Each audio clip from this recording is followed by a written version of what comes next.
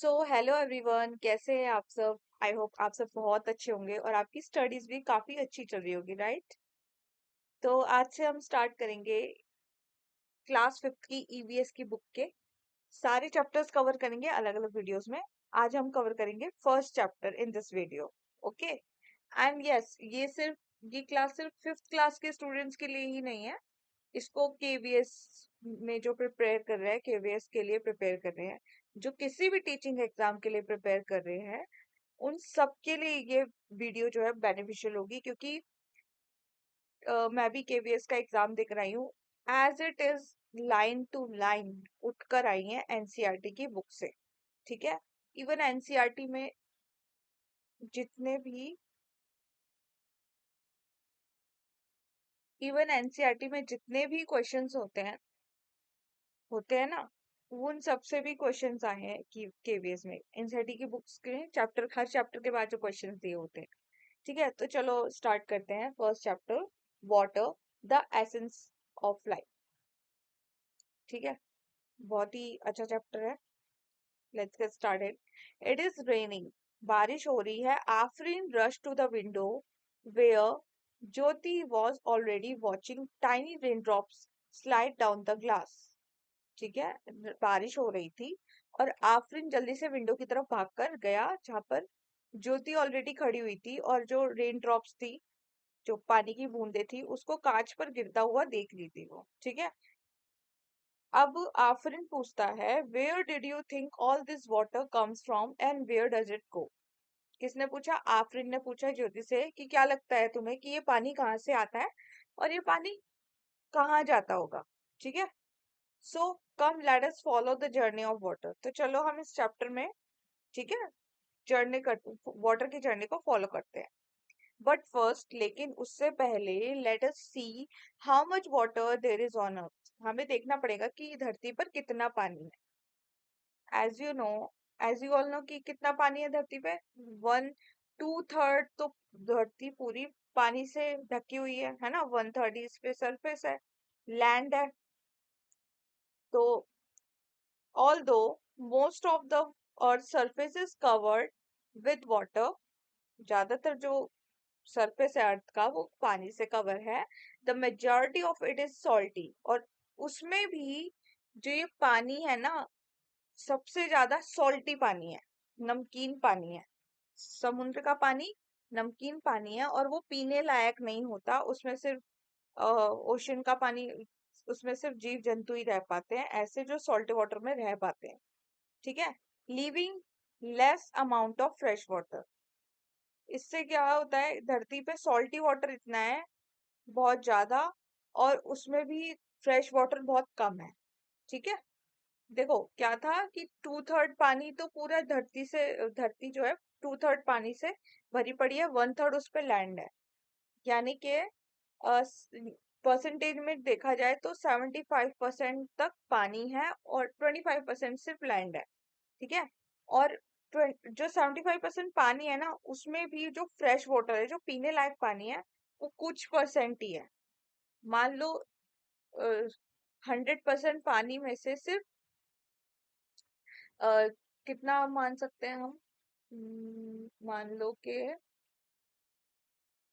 2% मान लो। ठीक है, सिर्फ 2% ही, 2% या 3% मान लो फ्रेश वाटर है, पीने लायक पानी है। All living beings, people, animals, birds and plants depend on fresh water to survive. ठीक है। एनिमल्स, बर्ड्स, प्लांट्स, ये सब हम लोग, ये सब फ्रेश वाटर पे डिपेंड है सरवाइव करने के लिए। It is essential for drinking, growing crops and carrying out daily activities. ठीक है। जो फ्रेश वाटर क्यों जरूरी है? पीने के लिए जरूरी है, फसलें उगाने के लिए भी हमें फ्रेश वाटर चाहिए। ठीक है, डेली एक्टिविटीज करने के लिए भी हमें फ्रेश वाटर चाहिए। Daily activities like washing clothes and etcetera etcetera, making food means cooking food वगैरह के लिए भी हमें फ्रेश वाटर की नीड होती है। Many plants and animals also live in fresh water. बहुत सारे प्लांट्स और एनिमल्स भी कहाँ रहते हैं? सिर्फ फ्रेश वाटर के अंदर ही रहते हैं, सॉल्टी वाटर में नहीं रह पाते। Without water life would not be possible. बिना पानी के जीवन संभव नहीं है। अब इमेजिन करो, now imagine if all the water on earth were in this glass. अब इमेजिन करो सारा पानी इस ग्लास के अंदर है, then the fresh water will only be as much as in the teaspoon. तो जो फ्रेश वाटर होगा ना, वो सिर्फ इस चम्मच के अंदर ही आ पाएगा। सिर्फ इतना फ्रेश वाटर है, मतलब कि समझाना ये चाह रहे हैं यहाँ पे कि बहुत कम जो है वो फ्रेश वाटर है, पीने लायक वाटर बहुत कम है, और सॉल्टी वाटर बहुत ज्यादा है। ठीक है, डू यू थिंक अब, हाँ मैं स्टार्टिंग में ये बताना भूल गई कि जितने भी यहाँ पर एक्टिविटीज आएंगी ना और डिस्कस करने वाले क्वेश्चन आएंगे, उन सबको मैं यहाँ पर कराने की कोशिश करूंगी, उन सबके आंसर्स हम डिस्कस करेंगे। ठीक है, तो फर्स्ट क्वेश्चन है, do you think we can drink the water present in the ocean? क्या आपको लगता है कि समुद्र में जो पानी होता है उसको हम पी सकते हैं? व्हाट डू यू थिंक, पी सकते हैं? No, we can not drink ocean water. क्यों नहीं पी सकते? Because it is salty. ठीक है, the salt in ocean water क्या बनाता है उसको, makes it unfit for drinking. जो पानी के अंदर सॉल्ट होता है ना, वो उसको हेल्दी नहीं, अनहेल्दी बनाता है पीने के लिए। ठीक है, the salt in ocean water makes it unfit for drinking. Our body need fresh water. Okay, survive करने के लिए our body needs fresh water. What can ocean water be use for? Ocean water किस लिए use किया जा सकता है? इसका सबसे बड़ा एग्जांपल गुजरात का दे। ठीक है, गुजरात में किस लिए यूज करते हैं ओशन वाटर को? सॉल्ट निकालने के लिए। गुजरात में क्या है, the salt pans of Gujarat are vast flatlands where sea water is dried to collect salt. जहां पर गुजरात में बहुत बड़ा फ्लैट लैंड है, जहाँ पे क्या करना होता है, सी वाटर जो है ना उसको ड्राई करते हैं, उसको सुखाते हैं, यानी कि पानी एक जगह वो लकड़ी के वो बना के खांचे से, और पानी को डिवाइड कर लेते हैं। जब पानी डिवाइड हो जाता है तो वो एक जगह रुक जाता है, फिर वो तेज धूप पड़ती है, गुजरात में तो वैसे भी बहुत गर्मी होती है, तो जब तेज धूप पड़ती है ना तो पानी उड़ता चला जाता है और सॉल्ट, नमक एक जगह इकट्ठा होता चला जाता है। आया समझ? ठीक है, ऐसे नमक बनता है। It is one of the largest salt producing areas in India. दुनिया का, it is one of the largest, India का one of the largest salt producing area है। ठीक है, गुजरात। तो अब चलो एक्टिविटी करते हैं, where can we find fresh water? हमें फ्रेश वाटर कहाँ से मिलता है? Identify the different fresh water sources from the image given below and and write their names. उनके नाम भी लिखने हैं और पिक्चर देके उनके नाम बताने हैं बेसिकली। ठीक है, तो ये क्या आपको दिख रहा है, ये क्या दिख रहा है आपको? क्या हो सकता है? This is pond. ठीक है, एंड दिस इज, सोच के बताओ, दिस इज ओशियन। पूरा समुद्र है, ये दिख रही है ना इसकी लहरें आती हुई। दिस इज ग्लेशियर, ग्लेशियर पिघलते हैं फिर नदियों में पानी जाता है, ग्लेशियर्स का पानी नदियों में जाता है और वो ग्लेशियर का पानी हमेशा पीने लायक होता है। ठीक है, नदियां बहती हैं, बह बह। ठीक है, नेक्स्ट है, ये है लेक, और ये है ग्राउंड वाटर, जमीन के अंदर का पानी। जब बारिश होती है ना, तो जो मिट्टी होती है वो पानी को सोखती चली जाती है और अपने अंदर ले लेती है, जमीन के अंदर ले लेती है, तो उसको ग्राउंड वाटर कहते हैं। ये है एक रिवर, नदी। ठीक है, and this is well, well कुआ, एंड दिस इज रेन। ये क्या है? फ्रेश वाटर के सोर्सेस है। क्या है ये? Source, sorry, sources of water. ठीक है, तो इसमें से हम फ्रेश वाटर कहाँ पा सकते हैं? Ground water. सिर्फ ओशन को छोड़ के हम इन सभी से फ्रेश वाटर्स ले सकते हैं, पॉन्ड से भी, ग्लेशियर से भी, लेक से भी, ग्राउंड वाटर से भी, रिवर, ओ सॉरी, रेन से भी, वेल से एंड रिवर से। Jyoti was curious.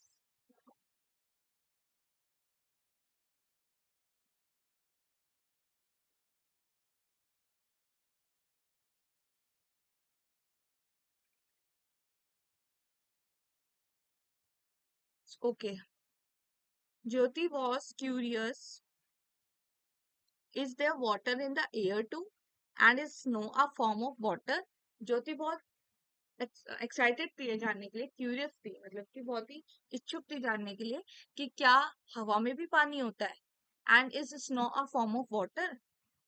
Form of water मतलब कि वाटर के कितने कितने फॉर्म्स में मिल सकता है हमें वाटर।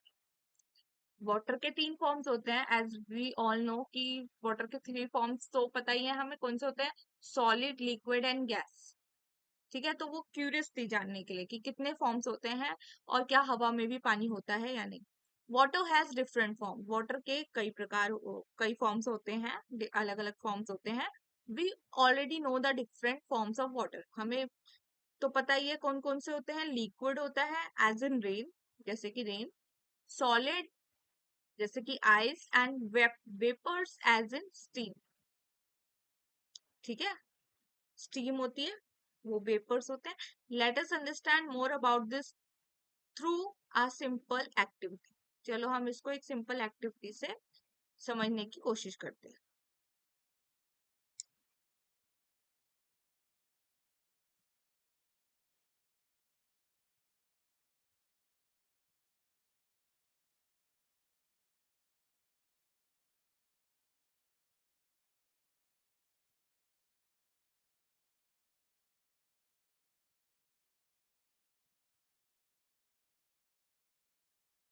सो एक्टिविटी में क्या है? एक्टिविटी हमें बता रही है कि टेक अ स्टील ग्लास, एक स्टील का ग्लास लीजिए। एक second.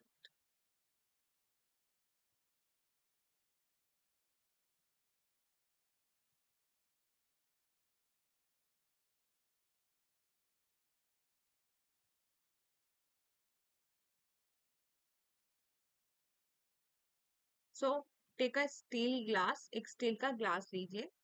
Put some ice cubes in it, उसमें कुछ आइस क्यूब्स डालिए। Observe the small water droplets forming on the glass, और ऑब्जर्व करो छोटी छोटी बूंदे आ जाएंगी ग्लास के ऊपर। Where do these water droplets come from? ठीक है, आपने ग्लास लिया, उसमें बर्फ डाली।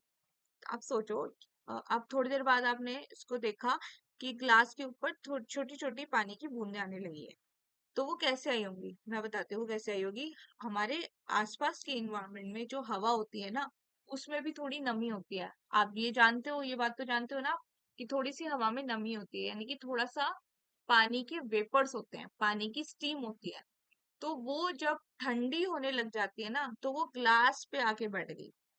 ग्लास के अराउंड जो कूलनेस है, ग्लास के अराउंड जो ठंडापन है ना, उसने हवा को थोड़ा ठंडा किया। फिर वो ठंडी हवा आकर ग्लास में बैठी, और जो उसमें वाटर था ना, उसमें थोड़ी सी भी नमी थी, वो सब ग्लास पे आके उसने लिक्विड का रूप ले लिया। ठीक है, आया समझ? ठीक है, तो और ऐसा अक्सर गर्मियों में ज्यादा होता है, जब आसपास की हवा गर्म होती है ना और उसमें नमी होती है, और जब हम ठंडा पानी, ग्लास का ठंडा पानी या फिर बर्फ वाला पानी हम ग्लास में रखते हैं, तो उस ग्लास के ऊपर बहुत सारी ड्रॉपलेट्स इकट्ठी हो जाती हैं। तो इसको हम आंसर इंग्लिश में कैसे देंगे? इंग्लिश में इसका आंसर होगा, क्वेश्चन था कि thus where do this water droplets come from? ये वाटर ड्रॉपलेट्स आई कहाँ से? तो these water droplets come from the water vapor in the air that cools down। जो मैंने बताया कि वाटर वेपर जो एयर के अंदर है ना, वो कूल डाउन हो गई और वो ग्लास के ऊपर इकट्ठी हो गई।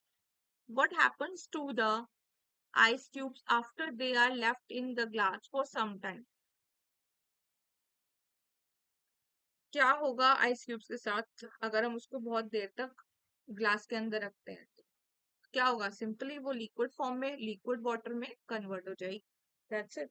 If we heat water, what will happen to it? अगर हम पानी को हीट करेंगे, उसको ऊष्मा देंगे, उसको उबालेंगे, तो क्या होगा? पानी जो है वेपर्स बन के उड़ जाएगा, है ना, स्टीम बन के हवा में उड़ जाएगा। बॉईल करते जाएंगे, पानी कम होता जाएगा, वो एयर में मिक्स होता जाएगा स्टीम के थ्रू, स्टीम बन बन के, वेपर्स बन बन के। ठीक है, तो if we heat water, it will start to boil and then change into water vapor. That's it. In the above activity what forms of water do you see? कौन कौन से फॉर्म देखे आपने? लिक्विड, सॉलिड एंड गैस, या फिर vapours कह सकते हो, या ये आइस मेल्टिंग, ऑब्जर्विंग चेंजेस। क्या क्या चेंज आपने ऑब्जर्व किया? Ice melting, the ice slowly turns into water. ठीक है, तो सॉलिड से हमें क्या मिला? लिक्विड। जब आइस मेल्ट हुई, आइस थी सॉलिड, उसके बाद फिर वो लिक्विड फॉर्म में आ गई। ठीक है, फिर जब हमने वाटर को बॉईल किया तो वो लिक्विड से गैस में कन्वर्ट हो गया। सनलाइट में अगर हम 3 दिन तक पानी को रखें तो वो लिक्विड से गैस में परिवर्तित हो जाएगा, कन्वर्ट हो जाएगा। ठीक है, सो थ्रू दिस एक्सपेरिमेंट,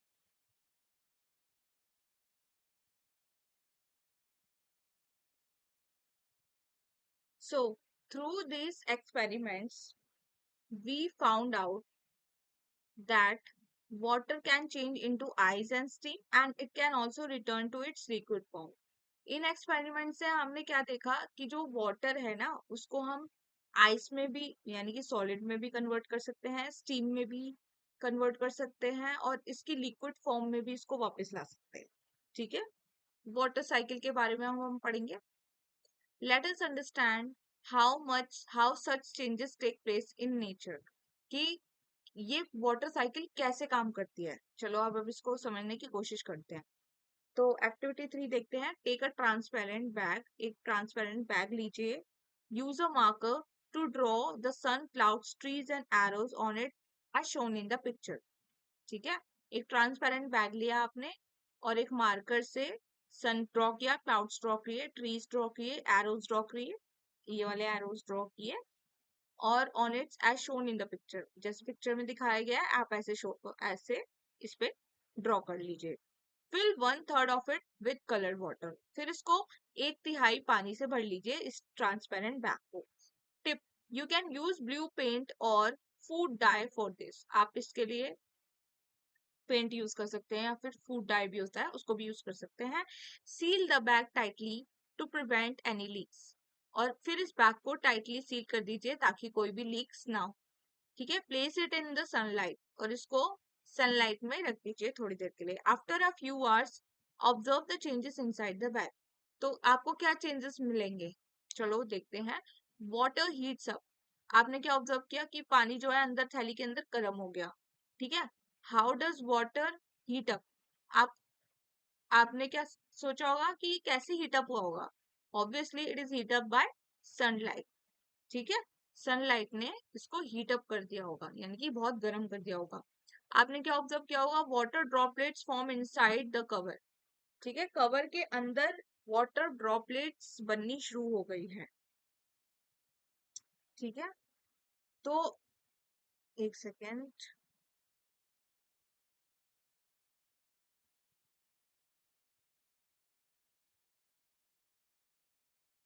ठीक है, वाटर ड्रॉपलेट्स बननी शुरू हो गई है।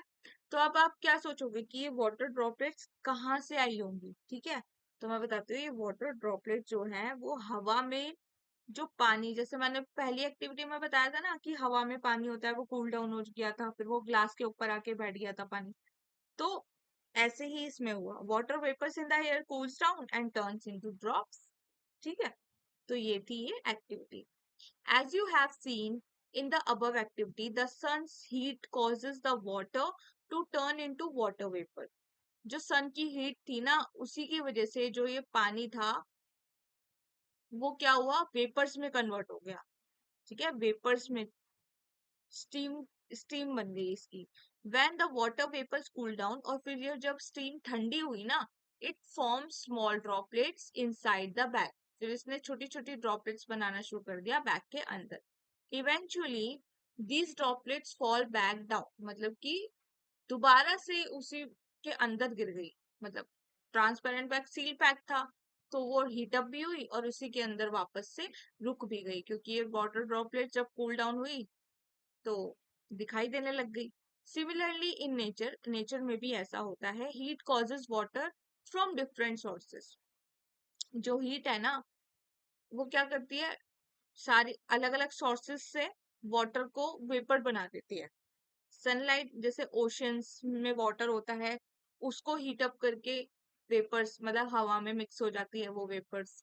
ठीक है, रिवर्स से पानी, रिवर्स का जो पानी होता है उसको हीट अप कर देती है सनलाइट, और फिर वो हवा में मिक्स हो जाते हैं वेपर्स।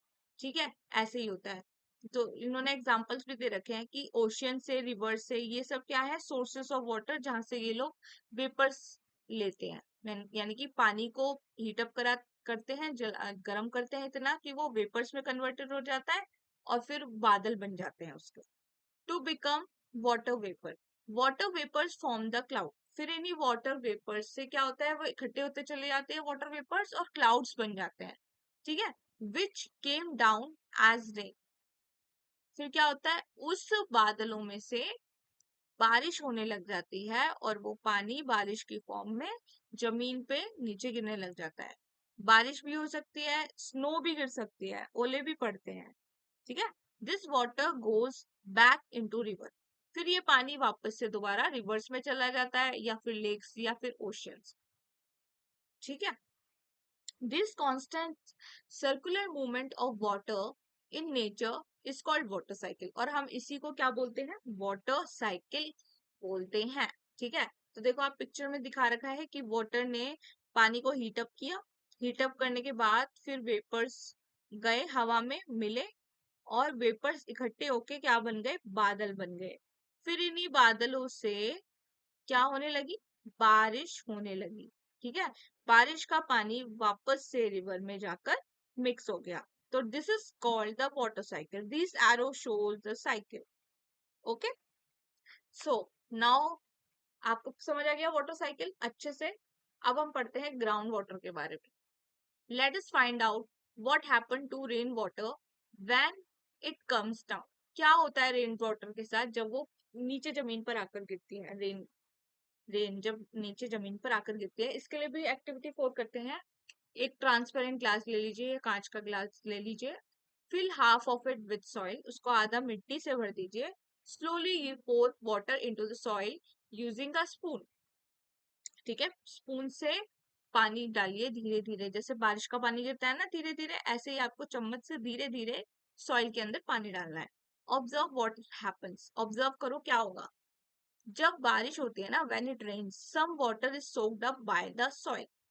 कुछ पानी जो है बारिश का, वो सॉइल सॉइल जो है सोक कर लेती है। ठीक है, सोक अप कर लेती है, अपने अंदर ले लेती है। This water sinks through the layers of soil. और सॉइल्स की लेयर से होता हुआ, सिंक होता हुआ वो वाटर या फिर रॉक की लेयर से सिंक होता हुआ वो जमीन के अंदर चला जाता है। The water that gets stored deep underground. जो वाटर डीप अंडरग्राउंड जाकर इकट्ठा होने लग जाता है ना, स्टोर होने लग जाता है, उसी को हम बोलते हैं ग्राउंड वाटर, जमीन के अंदर का पानी। ठीक है, फिर ये पानी हम यूज कैसे कर सकते हैं, हम वेल्स, कुआं खोदते खोदते हैं, बोरवेल्स लगवाते हैं, ट्यूब वेल्स लगवाते हैं गाँव में, एंड हैंड पंप्स लगवाते हैं, to draw this water from the ground for our use. ठीक है, ग्राउंड में से इस पानी को निकालने के लिए, ताकि हम इसको यूज कर पाए। तो आपको ये एक्सपेरिमेंट, ये एक्टिविटी समझ आई। इससे क्या हो, क्या देखा हमने, थोड़ी थोड़ा बहुत ऑब्जर्व किया था कि जो मिट्टी के अंदर से ना पानी जाता जाता जाता जाता नीचे इकट्ठा हो गया था, यहाँ इकट्ठा हो गया। ठीक है, तो ऐसे ही रेन का वाटर कच्ची मिट्टी, लेकिन हाँ इसका, इस बात का ध्यान रखना है, अगर पक्की सड़क होगी ना, वो वाली सड़क वाटर को अब्जॉर्ब नहीं कर पाती। जो सिर्फ कच्ची मिट्टी होती है ना, वो ही वाटर को अब्जॉर्ब कर पाती है। ठीक है, एब्जॉर्ब वो ही कर पाएगी कच्ची मिट्टी जो होगी। ठीक है, जो कच्चे पत्थर, कच्चे मिट्टी होती है, वो ही वाटर को एब्जॉर्ब करके नीचे ग्राउंड में भेज सकती है वाटर को। वरना बारिश का पानी अगर सड़कों पे आ जाए, कंक्रीट रोड्स पे, जैसे यहाँ पे दिखा भी रखा है एक्टिविटी 5 में, कि अगर कंक्रीट रोड्स पे हो, कंक्रीट रोड्स पे क्या हम पानी अंडरग्राउंड इकट्ठा हो सकता है जमीन के नीचे? नहीं, नहीं हो सकता, नो। ग्रीन लॉन्स पे इसमें भी नहीं होगा, क्योंकि यहाँ पर भी मिट्टी जो है नहीं जा पाएगी अंदर। ठीक है, पेव्ड एरिया पे, सॉरी सॉरी, यहाँ तो जाएगी ना क्योंकि ये घास फूस है, यहाँ तो कच्ची मिट्टी होगी, सॉरी, आंसर सॉरी, यहाँ पे जा पाएगी। ठीक है, जा पाएगा बारिश का पानी अंदर। ओके, तो ये राइट है। ये इस पे भी टिक लगाएंगे और इस पे भी टिक लगाएंगे। ठीक है, आप लगा लेना अपनी बुक्स में। Okay then, in cities with many cemented surface, rainwater cannot go into the ground easily, sorry। तो मैंने अभी जैसे आपको बताया कि सीमेंटेड सरफेस होगा तो वहां पर रेन वाटर का पानी can not go into the ground easily, which stops ground water from getting recharged. ठीक है, तो नेक्स्ट सरफेस वाटर के बारे में अब हम पढ़ेंगे, जो जमीन के ऊपर का जो पानी है।